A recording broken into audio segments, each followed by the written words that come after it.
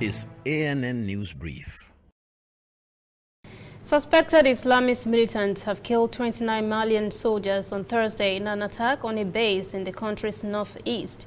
The army said there was no immediate claim of responsibility for the attack in the town of Takent, about 125 kilometers north of the city of Gao. Mali's army has repeatedly suffered heavy casualties from jihadist fighters active in the area, with links to Al-Qaeda and Islamic State. The army said earlier in the day just 2 soldiers had died, but tweeted later that the death toll had heavily evolved to 29 killed and 5 wounded. This is the latest of several significant attacks on the military by Islamist militants linked to Al-Qaeda and the Islamic State group. They have destabilized the wider Sahel region, especially Niger and Burkina Faso, from their stronghold in Mali. Chad's president has told the nation not to give in to panic after the country confirmed its first coronavirus case on Thursday.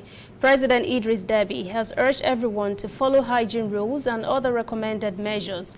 Chad has imposed a 2-week suspension on all incoming and outgoing international flights. Cargo planes are exempted. The country is also closing some of its land borders and has placed a ban on gatherings of more than 50 persons. Officially, all Central Africa countries are now infected with the COVID-19. Meanwhile, Tunisia has confirmed the first fatal case of coronavirus in a 72-year-old woman. The health ministry said in a statement she had traveled home from Turkey 4 days ago and was suffering from other unspecified chronic illnesses. The North African nation recorded its first coronavirus case 18 days ago and now has 39 confirmed cases. The death toll in Africa is now 20. 7 persons have died in Egypt, 9 in Algeria, 2 in Morocco, 1 in the Sudan, and 1 in Burkina Faso. The continent as a whole has more than 600 confirmed cases, still fewer than the rest of the world. We'll be right back.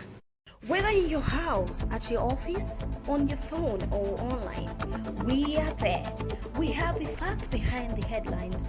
We cut to the chase with the news you really need. We cover every angle. We are the bigger, better news network. We are African News Network, ANN. Watch ANN News on MITV from a truly African spirit.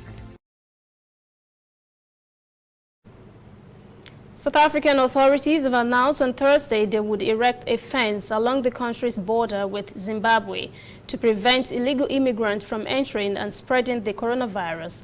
President Ramaphosa has already ordered the closure of 35 of the country's 53 land entry points. Public Works Minister Patricia de Lille said in a statement, the measure put in place to curb COVID-19 will not be effective if the fences at the border are not secure.